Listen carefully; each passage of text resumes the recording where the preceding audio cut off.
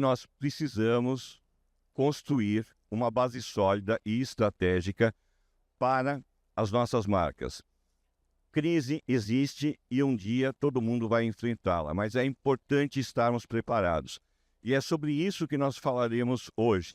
Então, nós começaremos esse debate, nós começaremos essa apresentação com a Nick falando um pouco sobre essa construção de base. O que é que uma empresa precisa preparar, como ela deve se preparar para uma eventual crise? Como é que nós devemos nos atentar e as marcas precisam estar preparadas? Então, começando a nossa conversa aqui, eu passo a palavra para você, Anick, fique à vontade. Você tem uma apresentação para permear a tua fala, fique à vontade, o palco é teu. Obrigada, Ricardo. Você lembrou uma das crises bem ruidosas que a gente está acompanhando aí na imprensa e nas redes sociais hoje, mas a verdade é que a gente vive tempos de crise, né? De tempos em tempos a gente acaba tendo acesso a mais empresas em situações complicadas e na NK nós costumamos dizer que empresas longevas e empresas de sucesso, a única certeza é que elas passarão por crises. E por isso, de fato, ratificando o que você está dizendo, né, reiterando isso, aliás, a gente precisa estar muito preparado. A gente pode olhar a reputação sempre sobre dois vieses, né? Um caminho que é para aumentar, alavancar a reputação da empresa, fazer com que ela cresça, se torne forte, né, e possa realmente cumprir com o seu propósito, e de outro, de proteção. Então, alavancagem, crescimento e proteção, que é essa preparação para os momentos de dificuldade. Nós vamos começar, minhas colegas vão falar bastante sobre isso, nós vamos começar com essa provocação, né? Por que eu devo confiar em você? Por que eu devo confiar na tua empresa?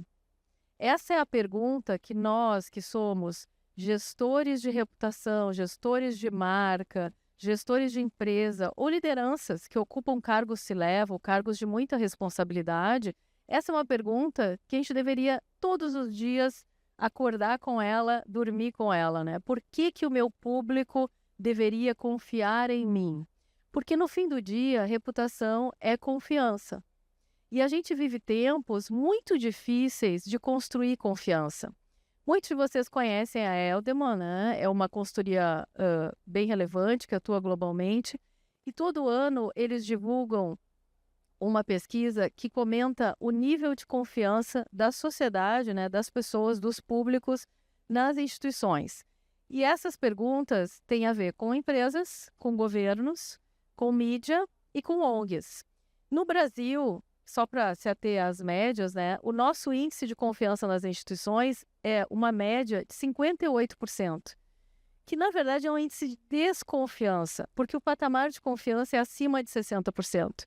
Então é verdadeiro dizer que no Brasil nós somos uma sociedade desconfiada. E isso atinge diretamente as nossas empresas, os produtos que a gente vende, as nossas marcas. Construir confiança hoje é muito mais complexo do que já foi no passado. Essa outra pesquisa, que eu deixo até como referência para vocês buscarem depois, é uma pesquisa feita pela PwC, majoritariamente com empresas familiares, mas que vale para qualquer outra empresa, também as não familiares, porque o volume de entrevistados é muito relevante, mais de 2.000 empresários entrevistados, de empresas familiares, mas são empresários, são pessoas de negócios, né? E o que eles nos contaram? E que a pesquisa chegou à conclusão, né?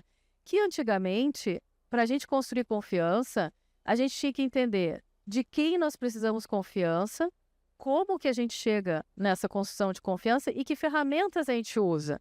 No passado, e eu estou falando de um passado bem recente, vamos olhar 5 anos atrás, 10 anos atrás, né? A gente atendendo clientes e fornecedores, e no caso de empresas familiares, família, mas vamos falar nas empresas em geral, clientes e fornecedores, estava ok, tendo funcionários, aliás, tendo a confiança desses stakeholders, estava garantido. A gente, conseguindo entregar a excelência dos nossos produtos e serviços e contando a história das nossas empresas, estava ok, nós tínhamos uma trajetória de marca que se constrói e se fortalece. E a gente fazia isso num diálogo, na verdade, pouca troca, né? Numa avenida de mão única e com diálogo em momentos controlados. Quando a gente faz o posicionamento das empresas por canais proprietários, a gente, na verdade, está controlando esse diálogo, né? Definindo o quanto a gente vai escutar, o quanto a gente vai deixar que as coisas se tornem transparentes. Hoje, isso não é mais possível, né? Um stakeholder novo entrou no jogo. Hoje, se a sociedade não confiar em nós, não basta que os nossos stakeholders diretos, nossos clientes, funcionários, fornecedores, a nossa cadeia esteja confiando na gente. Também não basta mais que a gente entregue bons produtos e serviços.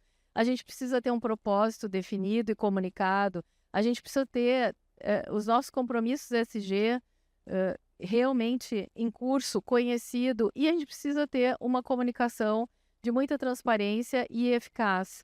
E precisamos estar nas redes sociais.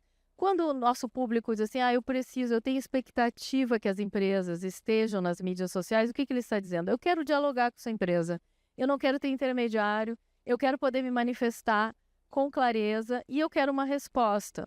A gente também precisa se manter muito ativo em relação às questões que são importantes e contemporâneas para o nosso público. Hoje, se espera que as empresas se manifestem e estejam diretamente envolvidas nas questões que são importantes para a sociedade.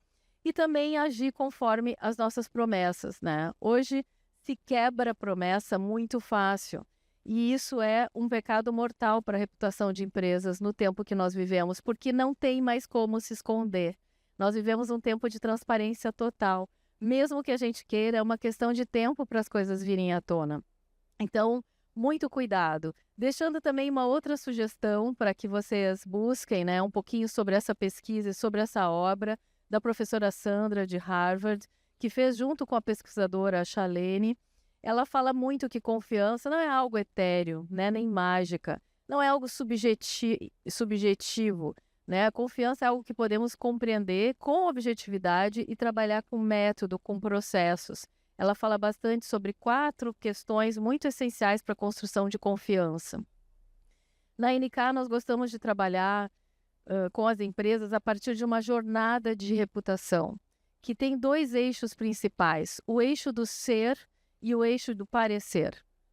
No passado, muito falando com fundadores e CEOs, a preocupação era muito em ser.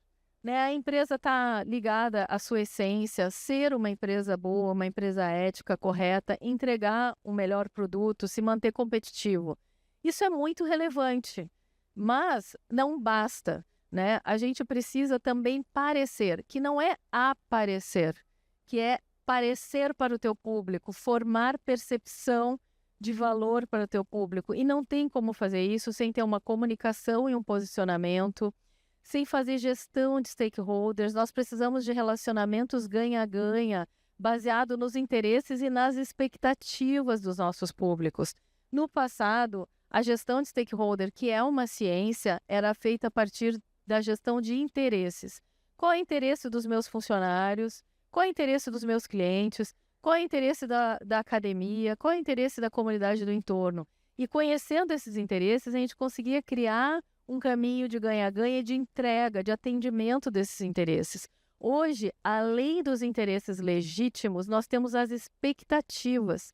Hoje, o nosso público tem expectativa que a empresa interfira na preservação e na contenção de mudanças climáticas, por exemplo, que interfira na questão de diversidade no planeta, né, que interfira em educação, que interfira em segurança pública. Então, essa expectativa ficou muito pesado para gerenciar. Mas não adianta, isso é um dado de realidade, a gente não tem o que fazer. E nós precisamos também muito poder de influência e geração de impacto, porque senão fica ainda mais difícil transitar nesse mundo. E pensando nessa complexidade e também pensando no nosso tempinho curto aqui, eu resolvi selecionar 4 prioridades para todos nós que somos gestores de reputação. A primeira delas é fazer a pergunta certa. Eu tenho notado no mercado uma paixão por indicadores, uma paixão por números que muitas vezes nos atrapalham um pouco. Nós temos que nos deter mais tempo em saber qual é a pergunta que eu tenho que fazer no momento de hoje, saber que essa pergunta muda cada vez mais rápido e menos tempo apaixonado em observar volumes. Então, muito cuidado na hora de diagnósticos e monitoramentos com a falsa sensação de segurança, com muito dado e pouca informação. Entender que hoje as pesquisas, os diagnósticos, os monitoramentos que a gente faz, eles vencem muito rápido, que os acontecimentos, o contexto interno e externo da organização pode nos obrigar a atualizar esses dados com muita frequência e não podemos jamais ignorar a nossa maioria silenciosa. Os monitoramentos de redes sociais, que muitas vezes numa gestão de crise, a Francesca vai falar sobre isso, a Silmara também, eles nos dão uma certa paz quando o volume passa e os gráficos abaixam, a gente dá uma respirada e acha que pode voltar a vida ao normal. Mas existe uma maioria silenciosa que foi impactada por acusações, por denúncias, por percepções sobre a nossa empresa que precisam ser tratadas e nem sempre a gente consegue chegar nessa maioria silenciosa. Então, esse é um recado muito importante. Não sou aqui contra diagnóstico, monitoramento e pesquisa, pelo contrário, nós fazemos na NK. O que eu quero dizer é que nós precisamos nos questionar sobre aquilo que está fazendo com que a gente tome decisão. 30% de customização é o mínimo que nós usamos nos nossos diagnósticos, porque a gente precisa entender que cada empresa, cada setor, cada maturidade de negócio, cada produto, cada momento histórico exige uma adaptação de informação e de conhecimentos. Então, não existe fórmula pronta hoje para gerenciar a reputação. Entender o modelo mental de quem responde é muito importante, porque a resposta de 2, 3 públicos diferentes pode ter interpretações, mesmo a resposta sendo parecida, ela pode ser interpretada diferente se o modelo mental ele muda. Por exemplo, tem setores que já nascem em crise. Uma construtora, uma empresa que trabalhou com obras pesadas, no pós-Lava Jato, ela já nascia em crise, ela já tinha um contexto de crise. Então, entender que o modelo mental da sociedade para olhar para um setor que vive em crise é diferente de um setor que está bem. Então, muita atenção a isso, Perguntas abertas e o contexto importa. Segundo, segunda prioridade, fazer o básico bem feito. A gente vive um tempo de muita disrupção, inteligência artificial, tecnologia, exigência de inovação, criatividade, e começou a ficar meio fora de moda o básico. Começou a ficar muito desvalorizado. Gente, nós não podemos abrir mão de fazer o básico bem feito antes de qualquer coisa. Atualizar narrativas, todo o nosso discurso institucional, o nosso conteúdo de posicionamento, a nossa linguagem, a maneira como a gente se dirige para os nossos públicos precisa ser atualizado, especialmente no pós-pandemia. O repertório aumentou muito, as fronteiras caíram, as pessoas estão muito preocupadas. Nós precisamos atualizar as nossas narrativas. Os nossos porta-vozes têm uma missão tão complexa, muito mais complexa do que qualquer outro tempo. Vou falar em seguida sobre isso. A gente precisa de novas competências, novas habilidades para os porta-vozes. E precisamos de estratégias que prestem atenção nos nossos stakeholders, mas principalmente na maturidade dos mercados. Uma única estratégia de posicionamento não serve para o Brasil inteiro. Só para falar de Brasil, eu sei que aqui nós temos muitas empresas de atuação global, mas o próprio Brasil, ele requer no mínimo 5, 6 estratégias diferentes pela diferença cultural e de maturidade. Quando a gente fala de porta-vozes, que nós precisamos hoje que eles influenciem pessoas, a gente tem aspectos mais racionais, Ele precisa ter conhecimento, alinhamento de discurso, clareza, capacidade didática, repertório amplo. Só entender do setor e entender da empresa não basta mais. Mas ele também precisa hoje estar melhor no seu body language, na sua postura, ter uma apresentação adequada que comunique. E, sobretudo, a gente precisa de porta-vozes muito humanos, conectados com as pessoas, que tenham percepção aguçada do seu ambiente, do seu meio, e ajam o tempo inteiro e falem, se comuniquem com sensibilidade. Terceiro ponto muito relevante, ir além da obrigação. Nós vivemos tempos de que é a velha história das expectativas, nós temos que ir além da obrigação. Eu gosto muito dessa frase do fundador da Lego, que diz: só o melhor é bom o suficiente. Parece uma frase meio dura, mas tem muito conteúdo contido aqui, né? O melhor em quê? O melhor para todos os públicos, né? O melhor para os meus funcionários, o melhor para os acionistas, o melhor para o meu cliente, o melhor para a sociedade. Então, uma empresa hoje precisa ser completa, ela precisa realmente fazer diferença, ela precisa retribuir, né, para o mundo onde ela está contida.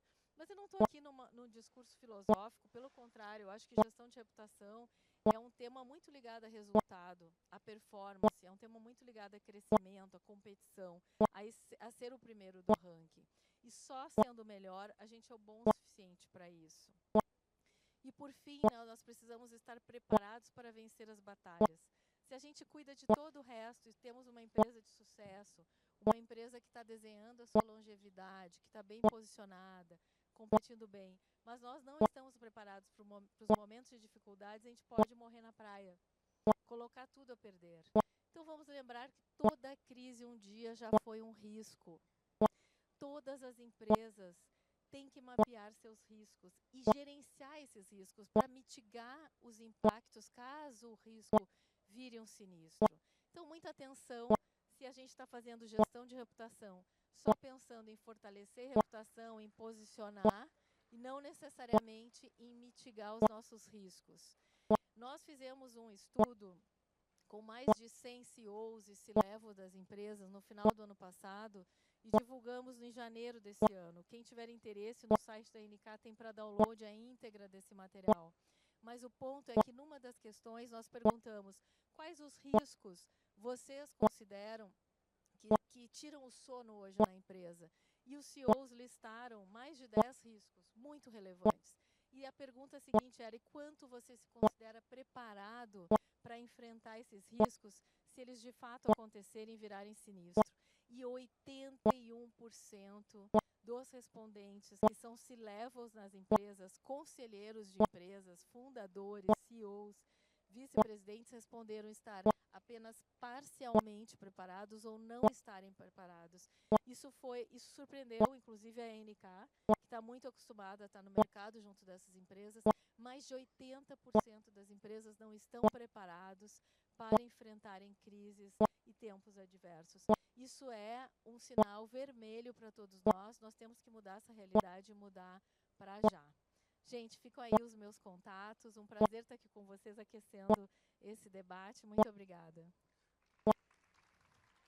Obrigado, Anique. Essencial a tua apresentação. É importante, pessoal, nós colocarmos o seguinte: todos nós, profissionais de marketing e de comunicação, somos guardiões de marcas. E por sermos guardiões de marcas, nós precisamos estar preparados. Essa questão da reputação, ela é sim um dos pilares que uma marca precisa construir. Bom, nós vamos dar sequência aqui ao nosso painel, passando a palavra agora para a Francesca, que vai trazer um pouco de provocação na questão de crise essencialmente. Vamos lá, Francesca. Perfeito, Nicodemos. Anique, eu acho que sua fala foi tão importante, tão marcante, que eu vou me dar o direito de adaptar aqui um pouco o início dessa minha conversa para dar um gancho aí até mais interessante para esse raciocínio, né? Nós, da Oficina Consultoria, acreditamos que reputação é sim um valor tangível para as marcas. Reputação é algo que tem valor monetário, valor financeiro, no final das contas. Reputação ajuda a construir os resultados da empresa no curto, no médio e no longo prazo, né? E construir reputação no cenário de hoje é cada vez mais desafiador. Por mais que algumas empresas e poucas no mercado se considerem preparadas, a gente viu por meio da pesquisa da NIC que até mesmo CEOs se consideram despreparados para viver um monte de crise, todo o contexto global, né, da pura incerteza, do puro dinamismo, agravam e impõem ainda a necessidade de profissionalizarmos e tratarmos com cada vez mais seriedade o tema da proteção da reputação das marcas dentro das companhias. E reputação não é apenas uma matéria, um assunto para as equipes de marketing e as equipes de comunicação cuidarem. A reputação é papel de todo mundo que está dentro de uma organização. Desde os porta-vozes mais bem preparados, que estão na linha de frente, fazendo os pronunciamentos oficiais, mas cada colaborador, quando vai ao trabalho, cada colaborador, quando posta uma mensagem nas suas redes sociais, e indiretamente sua rede de parceiros, sua rede de fornecedores. Então, com essa dinamicidade, com essa pluralidade de atores envolvidos que impactam a reputação de empresas, então o cenário é cada vez mais desafiador. E aí, a gente traz aqui alguns conceitos que são muito importantes para a gente entender também o grau de complexidade que levam cada vez mais as empresas a viverem crises, porque crise numa marca, numa organização, deixou de ser o quê? Um evento isolado, sabe? Acontece uma aqui, depois já passou esse tempo. Agora a gente vive uma situação em que a crise faz parte do nosso cotidiano, do nosso dia a dia. Então, todos os dias, ao abrir os jornais, ao abrir as redes sociais, ao se conectar com o que está acontecendo no mundo, tem uma marca, tem uma organização, tem uma instituição passando por uma crise, seja de pequeno grau ou seja de grau, né, quase que exponencial, né? E como o próprio Nicodemos falou, temos hoje uma, né, empresa aí importante do setor, né, vivendo uma crise realmente que a gente está vendo escalar a cada dia, né? E aí, para explicar um pouquinho desse mundo que a gente está vivendo hoje, a gente traz esse conceito do mundo bunny, né? Que explica o quanto o mundo hoje é frágil, é ansioso, é não linear e incompreensível, né? Por que frágil? Por que o mundo de hoje é frágil? Veja, as organizações hoje que estão estabelecidas, as empresas, as grandes marcas, por mais dinâmicas que elas sejam, por mais modernas em seu estilo de gestão, essas marcas elas estão incapazes hoje de se adaptar ao mundo na velocidade que esse mundo requer. Então, as mudanças econômicas de consumo, elas vão realmente impactar e fragmentar as organizações do jeito que elas estão consolidadas hoje, o que exige muita resiliência, um grau de adaptabilidade fenomenal, né? O mundo também é ansioso. Ansioso por quê? A gente está falando de um cenário em que, gente, muita informação o tempo todo. A gente vive na era dos excessos, né? Excesso de informação, excesso de novidades e também uma carência de tempo de atenção, de tempo de cuidado. Isso está tornando a nossa era, a era em que a gente vive hoje, uma era ansiosa, né? As pessoas elas não sabem lidar com as incertezas que são impostas no dia de hoje. A gente não, quem hoje está seguro?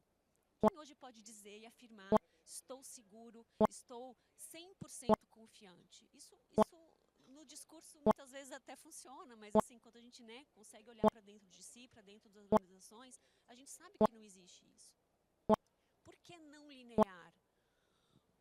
Vamos lá, a gente tem um cenário, né, em que qualquer novo acontecimento vai ter muitos impactos, né? Então, uma crise lá nos Estados Unidos, numa empresa específica, pode acarretar um comportamento e uma consequência inesperada aqui no Brasil e não só no mesmo setor, né? É uma visão intrasetorial. Então, os impactos dessa dinâmica atual, elas não podem ser completamente calculadas. Sempre tem alguma coisa que foge do nosso controle. Então, mais uma característica desse nosso mundo bunny, que é o conceito de não linear. E, por fim, a gente está vivendo um mundo que é incompreensível. Porque é frágil, é ansioso, é não linear e, de fato, a gente não consegue mais interpretar os valores desse mundo, não consegue mais interpretar o valor do papel dessas organizações do mundo. E a empresa que consegue, no processo de construção da sua reputação, definir muito bem, como a Nick falou, o seu propósito e atuar com foco em entregar e devolver o valor para essa sociedade, tende sim a se destacar a partir de conversas que são genuínas, né? E conversas que não são só para a massa em geral, são conversas que falam e dialogam olho no olho com cada um dos stakeholders, com cada um dos seus consumidores. Então, a gente vive aqui num contexto hoje que é de permacrise, né? Como falei antes, as marcas estão sujeitas ao tempo todo a, em qualquer situação, passar por crises. E não existe mais aquele conceito de que eu estou controlando a minha crise, eu estou mitigando a minha crise. O tempo todo, sem mesmo a gente perceber, a gente está vivendo momentos que podem, numa simples faísca, se escalar para, de fato, uma crise mais presente, tá? E aí, nesse contexto, a gente tem um mundo digital, né, pessoal? Então, o mundo digital, o que ele faz hoje? Ele só agrava, ele só intensifica isso, né? Então, quando uma marca hoje se coloca numa posição de apenas espectadora do que está acontecendo, já era, né? O mundo hoje exige que as marcas sim se posicionem de uma maneira firme, de uma maneira coerente e de uma maneira principalmente vulnerável, exigindo que qualquer situação que se põe no mundo de hoje, que se torne pública, seja sim, genuinamente, uma oportunidade para que a empresa reveja seus posicionamentos, reveja seus valores. Eu vou citar um caso aqui, que é um caso plenamente conhecido por todos, que é o caso, eu acho que de cerca de 2 anos atrás, do Nubank, onde houve o pronunciamento da sua, enfim, de uma principal liderança, no momento de um programa, né, um programa televisivo de rede nacional aí, e foi uma fala que impactou imediatamente toda a população, todo ali as pessoas que estavam assistindo, e gerou assim uma rapidez muito grande na propagação, né, da crise. O que essa marca fez? Essa marca imediatamente ela instaurou o seu comitê de crise, o seu gabinete de crise. Houve um pronunciamento, né, num tempo de resposta assim razoável dessa liderança. E mais do que nunca, essa resposta ela veio acompanhada de uma mudança de postura frente aos anseios, frente à resposta da sociedade civil para aquela situação que foi imposta, né, que tinha a ver com diversidade, com empregabilidade de pessoas diversas dentro da companhia. Então, se hoje tem uma marca que é provocada, é colocada numa situação de crise a partir de uma provocação da sociedade pedindo essa mudança, e essa marca, ela de fato não se põe na situação de ouvir genuinamente o que o público está falando, ela perde a cada dia a possibilidade de se consolidar e de interagir com os anseios dessa comunidade e dessa sociedade, que é sim o seu consumidor final, né? Então, quando a gente deixa de responder a esse mundo, a essas, enfim, questões mais imediatas, não é uma questão só de posicionamento ou só de ideologia. A gente não pode misturar as coisas. Tem a ver com uma resposta que vai proteger a marca para que ela continue alcançando seus resultados e ouça os anseios do seu público consumidor, tá? E aí, nesse contexto, eu quero trazer um pouquinho aqui, um pouco da estratégia do gabinete de crise nesse mundo do digital, tá? Por mais que a gente saiba que é impossível que a gente evite uma crise, seja ela de origem interna ou externa, né? Porque, vamos lá, eu posso ter uma marca que, num pronunciamento do seu porta-voz, como é o caso que eu acabei de citar, gere aí, né, inicie um processo, seja o estopim, digamos assim, de uma crise, mas que foi muito reverberada por conta das redes sociais e da velocidade das redes sociais. Por outro lado, eu tenho o meu público final, o meu consumidor final, sendo o ponto de partida de agravamento de uma crise, né? Então, se eu consigo minimamente, né, ter uma estrutura que monitore realmente isso tudo que está acontecendo de uma forma profissional, com as ferramentas certas, com cientistas de dados e pessoas realmente estão ali especializadas para saber lidar, ler os dados e trazer as recomendações, eu não consigo provavelmente evitar a crise, mas eu consigo me antecipar a ela. Eu consigo a partir dessa metodologia que hoje a gente aplica na oficina, a gente, né, pega diferentes ferramentas, a gente faz um mix de ferramentas de monitoramento, mais cientistas políticos, cientistas sociais analisando esses dados, a gente consegue começar a medir a temperatura de diversos temas que podem acarretar uma crise. Então, eu consigo antecipar essa crise, eu consigo posicionar meus porta-vozes para se posicionarem, para falarem a respeito, para se manifestarem a respeito dessa crise. Eu consigo preparar minha estrutura de comitê e todas as equipes de comunicação. Eu consigo ir preparando os meus colaboradores, os meus funcionários, para que a empresa como um toda consiga se posicionar e ter respostas em tempo para que essa crise não cresça. Então, eu coloco aqui, gente, que o monitoramento, na minha visão e na visão do que a gente constrói hoje, é sim uma peça essencial para que a gente consiga se antecipar a essas crises. De novo, eu acho que não dá hoje em dia para evitar e abafar. Não existe essa coisa de abafar a crise, né? A gente não está mais no controle. A conversa não acontece só nos nossos canais proprietários, como a Nick falou. Ela acontece numa rede que está totalmente fora do nosso controle. Tá?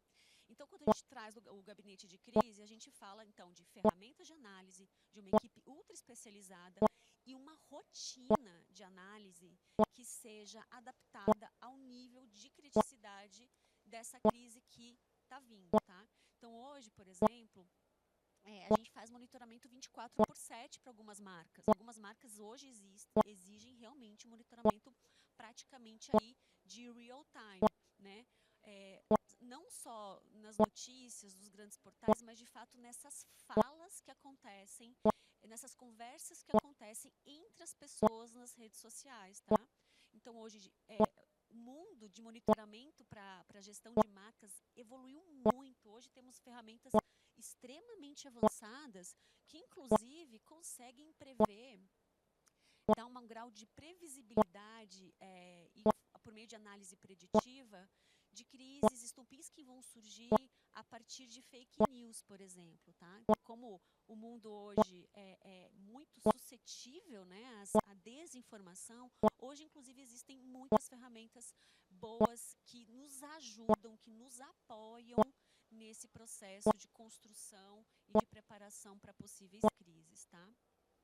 E aí a gente vem, logicamente, a gente não pode deixar de falar sobre as vozes e os atores que são capazes de amplificar ou reduzir essa criticidade. Quando a gente faz esse monitoramento, quando a gente tem um monitoramento bem estruturado, a gente consegue captar quais são as pessoas, quais são as influências reais que podem ser nocivas para essa reputação, mas que podem também ser aliadas na construção dessa reputação, pensando num ambiente que está fora do meu universo de controle. A gente também consegue mapear canais críticos e a gente consegue traçar recomendações e caminhos rápidos de atuação, tá? E isso tudo vai alimentar o quê? Toda a matriz de mensagens chaves, que são aquelas mensagens únicas, que toda comunicação, que toda equipe de comunicação precisa se basear para responder adequadamente à crise que já está se instalando. Também esse monitoramento vai atuar sobre a estratégia de relacionamento com a mídia. Será que a gente precisa fazer uma preparação com a mídia, com os grandes veículos, ou até mesmo a mídia especializada, para explicar os pormenores do que está acontecendo, para trazer à tona a verdade, né, que está por trás dos fatos, né? Então, essa estratégia de relacionamento com a mídia também é muito importante e que seja feita de maneira profissional e cuidadosa com toda a equipe de mídia, dos jornalistas, dos veículos órgãos em específico, tá? E sempre porta-vozes capacitados, né, entendendo os porta-vozes não mais apenas como as grandes lideranças dessas organizações, mas também a gestão média da empresa e o nível de capacitação para as próprias equipes operacionais e equipes táticas dentro dessa empresa. E aí o que eu gostaria de destacar como principais fatores que influenciam positivamente, né, o momento de gestão da crise. A governança do gabinete de crise é muito fácil, pela urgência da crise que está instalada, é muito fácil o próprio gabinete de crise muitas vezes se perder no que tem que ser feito, em quem tem que fazer o quê, em agilidade, em operação. A governança hoje é um ponto fundamental na instalação do gabinete de crise, com papéis claros de atuação, quem fala o quê, quem não pode falar, quem não pode se posicionar nesse momento, quem responde a tais demandas, né? E principalmente a colaboração entre as áreas, né? Então, quando a gente precisa instalar o gabinete de crise, quando a gente está dentro de uma empresa, né, de uma organização que está vivendo isso, a gente precisa considerar que toda a empresa está envolvida, né? Os técnicos, os especialistas da área que porventura tenham que trazer respaldo técnico para se manifestar a respeito e trazer esclarecimentos para a mídia e para a população como um todo, tá? Então, acho que ficam esses os recados como, né, principais itens de sensibilidade para a instalação do comitê de crise, tá? E é isso, pessoal. Eu gostaria de agradecer e deixar essa mensagem, né, no final, que crises são certas. E o preparo hoje em dia não é mais opcional, né? É uma obrigação aí de todas as empresas. Então, meu agradecimento, muito obrigada. E eu passo a palavra aqui para o Nicodemos. Francesca, muito obrigado pela tua explanação. Como nós estamos vendo aqui, crise, ela existe, mas nós precisamos nos preparar, e isso faz parte da construção de uma marca, faz parte da jornada de uma marca.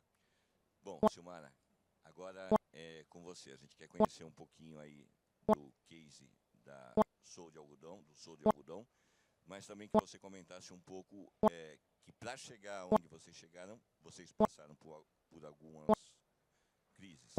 Primeiro eu quero dizer que nós como Abrap, estamos muito honrados em ter sido convidados para apresentar como case. É um trabalho de 9 anos.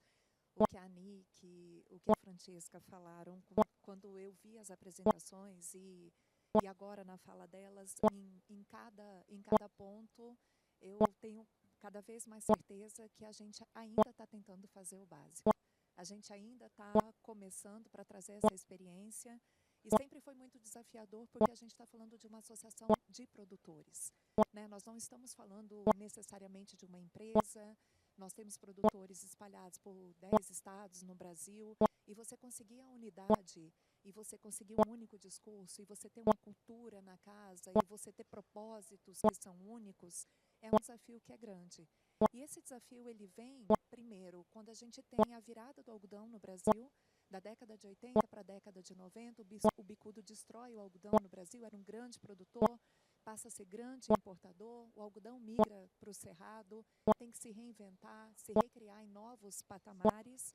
E de lá para cá, a Abrapa foi criada em 1999, os produtores se unem e dizem, olha, a gente precisa realmente ter uma posição para o algodão brasileiro de outra forma, mas a partir de 2001 nós já retomávamos exportação. Não é só abastecer o mercado interno, mas a gente tem que ocupar um espaço no mercado internacional também.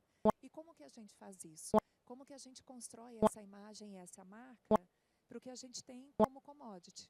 Mas algodão necessariamente não é commodity, né? A gente está falando de um produto que é avaliado fardo a fardo. E aí o que a Abrapa fez?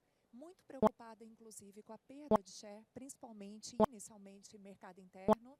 E a gente está falando dos últimos 40 anos de uma virada em que a gente perdeu praticamente mais de 40% da participação no mercado brasileiro. E aí, essa preocupação, ela não é só com o mercado brasileiro. Se aqui no Brasil a gente tem em torno de 50% do que é fiado com algodão, no mercado externo a gente está falando de uma participação que não beira 21%. E quem é o nosso maior concorrente? Necessariamente são as fibras fibras sintéticas. O mundo mudou. E a gente precisou mudar para encontrar o nosso espaço. Por isso que a gente tem aí como propósito a criação do movimento Sou de Algodão. Ele nasce em 2016, mas a nossa trajetória ela vem de 2010. De olhar o mercado, de olhar o cenário e de, inclusive, Anique, cair a ficha de que a gente não conhecia bem o nosso consumidor final. O que ele queria, quais são os anseios, o que ele sabia sobre algodão brasileiro.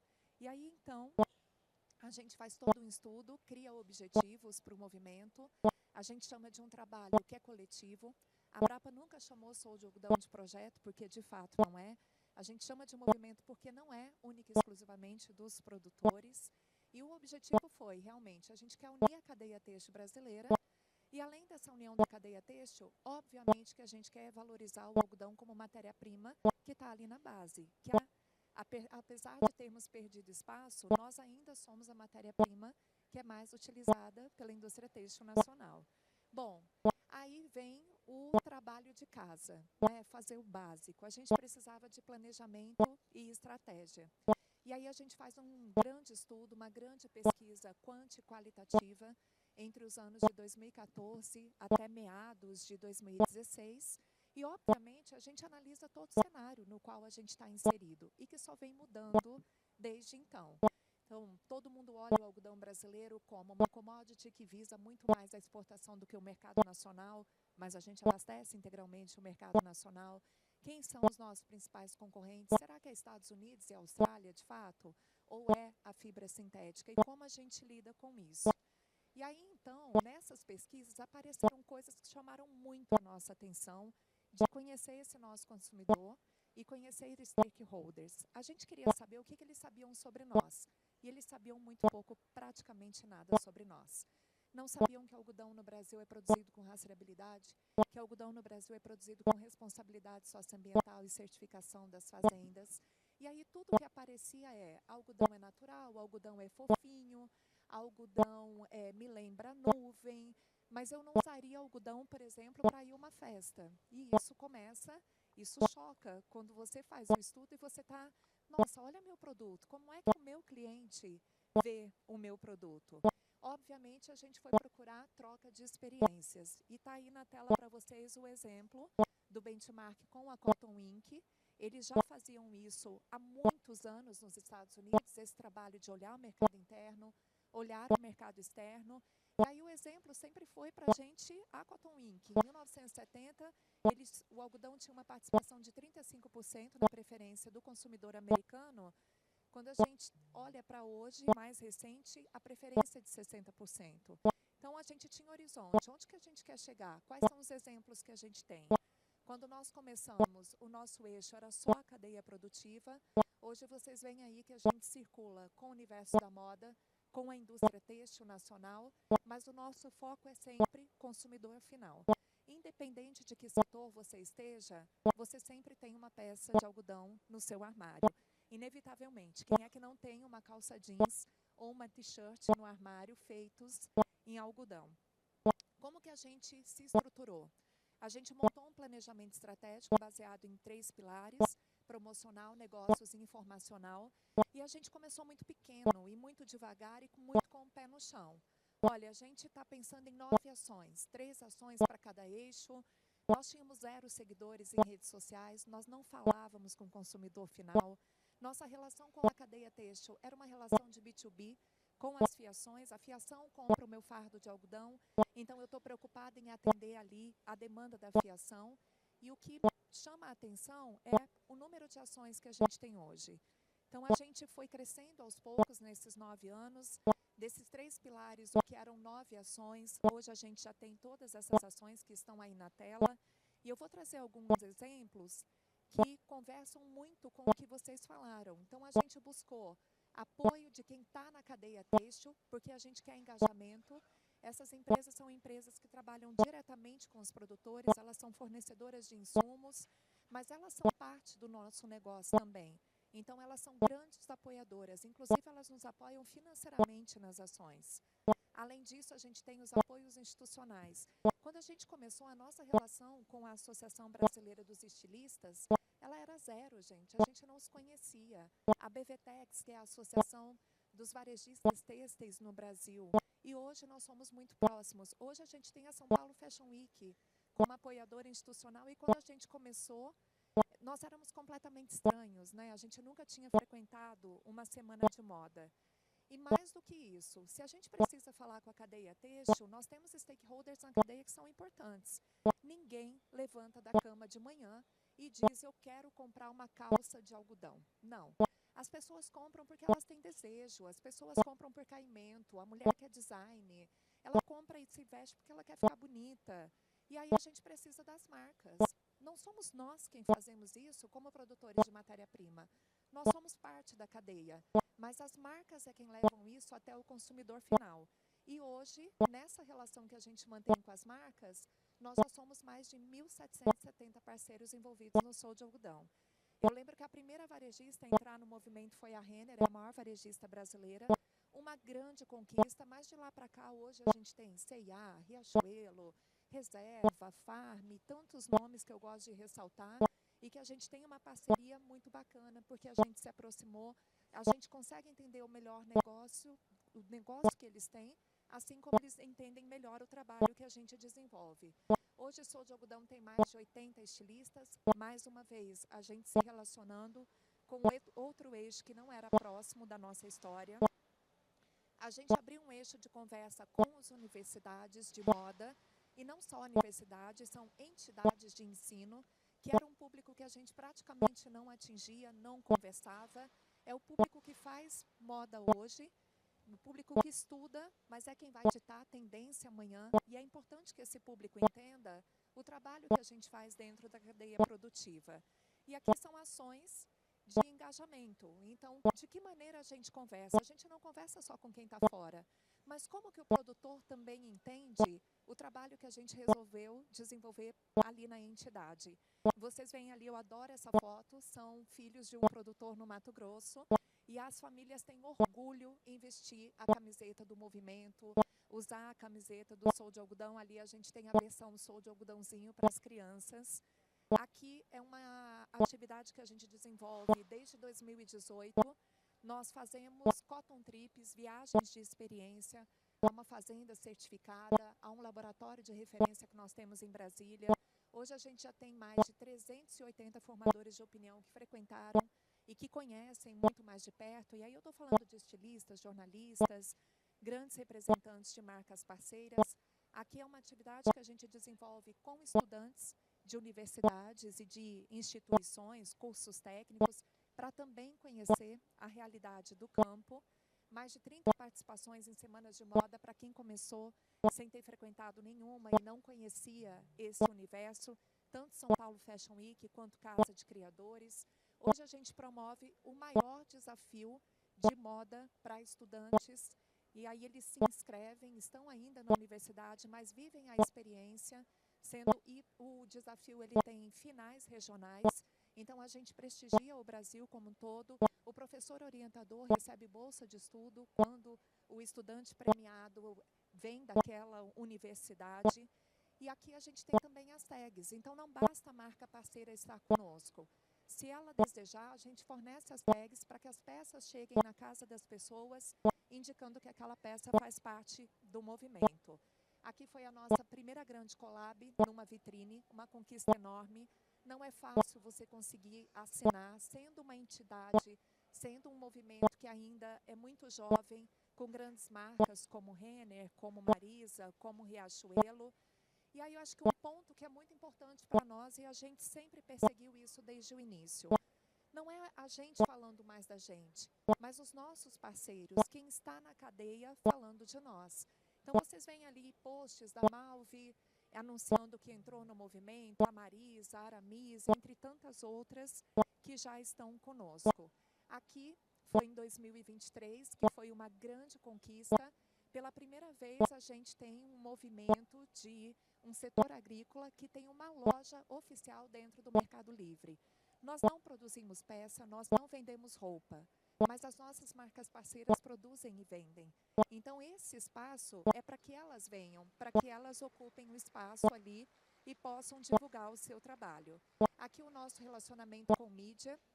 Quando nós começamos, não tínhamos diálogo algum com a imprensa de moda, com a imprensa de lifestyle, tecnologia. O nosso relacionamento era com a imprensa agro. E aí hoje a gente já tem um relacionamento muito mais 360, a gente já conversa abertamente sobre o setor com muito mais meios do que o que a gente tinha quando a gente começou. E aí eu vou entrar num ponto que para a gente sempre foi muito importante, é a questão da consistência. Aqui eu já estou chegando no final, mas para falar do programa que a gente só conseguiu construir porque a gente criou o movimento Sou de Algodão, que é falar de cadeia têxtil, falando de uma cadeia integrada e falando de cadeia de custódia. A gente uniu no Sou ABR sustentabilidade com rastreabilidade e a gente criou uma plataforma de monitoramento que traz os dados desde a fazenda até o trabalho do varejo, até o final. E aí, então, nesse monitoramento e na produção dessas peças rastreadas, a gente já tem mais de 300 mil peças em coleções com varejistas que foram monitoradas e já chegaram às mãos das pessoas. Aqui são imagens de divulgação. A primeira coleção foi lançada com a reserva, está ali a vitrine, a gente tem muito orgulho disso, repercussão na mídia. Aqui já são imagens de parceria e de coleções com a Veste, com a Renner, com a CIA, com a Duller, que foram as primeiras toalhas de banho rastreadas que a gente tem notícias. E aqui alguns exemplos, são peças de coleções verdadeiras que vocês podem consultar para viver a experiência que a gente está levando hoje até as mãos do consumidor final. Bom, era isso que eu tinha para dizer. Eu quis trazer alguns exemplos, porque eu sabia que toda a parte de conceito seria muito bem retratada por vocês, mas, mais uma vez, nós estamos só começando. Porque a gente sabe o quanto isso é desafiador. Eu falei de coisas boas, mas a gente tem pontos também, e a gente passou por muitas dificuldades e passa por muitas dificuldades. Recentemente, nós tivemos uma crise com uma matéria da Earthside falando sobre fazendas brasileiras, falando sobre desmatamento, falando especificamente sobre algodão, e nós passamos semanas muito apreensivas, reunindo dados, respondendo, publicando, falando com os nossos stakeholders, mas a gente já tem um relacionamento e acaba construindo uma imagem, uma reputação, que ela é você já tem um pouco mais de confiança. Porque a cadeia está envolvida conosco, ela faz parte do nosso trabalho. Nós trabalhamos juntos, então eles sabem como a gente faz, como a gente trabalha e como as coisas acontecem nas fazendas. Isso ajuda muito a mitigar os riscos, como vocês tinham comentado no início. Muito obrigada pelo convite. Era o que eu tinha aqui de experiência para dividir. Silmara, muito obrigado. Ótimo ver esse case. Bom você ter citado a crise que vocês passaram recentemente aí e o trabalho que foi desenvolvido. Pessoal, nós temos 1 minuto cada uma para uma provocação. Nós estamos falando aqui sobre reputação de marca, sobre gabinete, sobre estrutura. E as pessoas às vezes têm a impressão de que isso só acontece com as grandes empresas, as grandes indústrias. Nós precisamos estar atentos que o agro ele é formado por pequenas, médias e grandes empresas, assim como pequenos, médios e grandes produtores. Então, a provocação que eu quero fazer para cada uma de vocês é uma única para as três. Como vocês veem uma pequena empresa se organizando para construir essa estratégia de reputação, de imagem, e mesmo construindo o seu gabinete? Começando por você, Anique. Reputação, sem dúvida. Deixa eu só tirar meus fones. Reputação, sem dúvida, é um trabalho que não tem a ver com tamanho de empresa. Né? A reputação é você se pronunciar com o seu público corretamente, se posicionar corretamente, fazer relacionamento, ter a sua verdade bem estabelecida para todos os públicos, em todos os canais. Isso tanto faz se você é uma empresa de 50 milhões, de 10 milhões, ou uma empresa de muitos bi. Né? Então, o que eu diria para as empresas? Que nós estamos vivendo um ano de enorme oportunidade, um ano em que o mundo está olhando para o Brasil, né? Nós estamos num ano de COP, um ano em que o agro tem recebido muita atenção para o bem e para o mal, e que nós não deveríamos deixar de aproveitar isso como uma oportunidade para posicionar as nossas empresas. Então, eu diria, aumento de repertório urgente, né? Nós temos que saber comentar e nos posicionar sobre temas que são difíceis, um posicionamento claro, dirigido, com uma boa segmentação de stakeholder. Então, eu ter os canais para conseguir chegar no meu público na linguagem correta e ocupação de espaços, né? Vamos ocupar os espaços que podem fazer com que as nossas empresas sejam melhor conhecidas e reconhecidas. Esses espaços podem ser os óbvios, de imprensa, de redes sociais, de eventos, mas tem muitos outros espaços que nós podemos alavancar em relacionamento, em one-to-one, em momentos de venda. Você certamente tem estratégias muito avançadas de venda, de relacionamento com o cliente. Dentro dessas estratégias, nós que fazemos gestão de marcas, podemos entender, senta com o comercial, senta com pessoas, senta com as áreas que são importantes na empresa e entende se não tem ali uma oportunidade de ocupação de espaços para posicionamento e diferenciação das empresas. Independe do tamanho. Mesmo empresas de um homem só podem fazer um bom trabalho em reputação. Obrigado, Anique. Francesca? Sem dúvida, Nick. E eu reforço o seu ponto. E, inclusive, eu acredito que as pequenas empresas têm uma vantagem em comparação às grandes empresas na hora de fazer uma gestão de crise. Porque, geralmente, as pequenas empresas elas têm cadeias de decisão muito mais rápidas. Então, como a decisão está na mão de uma pessoa que está muito próxima do negócio, muito próxima da operação, que é o caso das pequenas empresas, essa decisão de posicionamento, essa decisão de articulação e essa atitude de escuta, ela é muito mais facilitada. Então, se a organização, seja uma pequena empresa, ela tiver essa noção hoje, né, desse beabá que a gente está começando a ensinar aqui, né, dos pontos sensíveis da crise, de quais são os pontos principais e os pontos chaves que a gente precisa observar no momento que a gente está lidando com crise, tem uma vantagem aí que é conseguir responder de forma mais rápida e mais ágil, que é o que o mundo hoje exige numa situação de crise. É posicionamento rápido e a escuta ativa para se moldar às necessidades do consumidor, ao que o mercado está pedindo. Obrigado, Francesca. Silmara? Eu vou fechar rapidinho, eu sei que a gente já estourou o tempo, com duas palavras que eu acho que ajudam muito, independente do tamanho.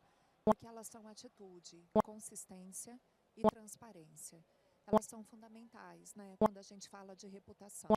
É você ser verdadeiro naquilo que você faz, na maneira como você conversa com as pessoas que estão no entorno, e aí, seja falar de stakeholders, o que quer que seja. Mas você tem que ter consistência na maneira como você se posiciona, no que você entrega. E ser muito transparente. Acho que isso ajuda muito, independe do tamanho. Essas são questões muito relevantes, importantíssimas. Obrigado, Silmara. Em nome da BMRA, das minhas painelistas, dos nossos associados, nós queremos agradecer à Datagro por nos convidar para esse painel. Muito obrigado. O orgulho de ser brasileiro está em quadra. Vamos juntos fazer história. Ponto a ponto.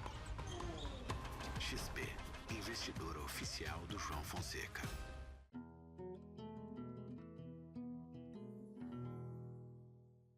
AgriConnection. Ative a rede que vai transformar o agro.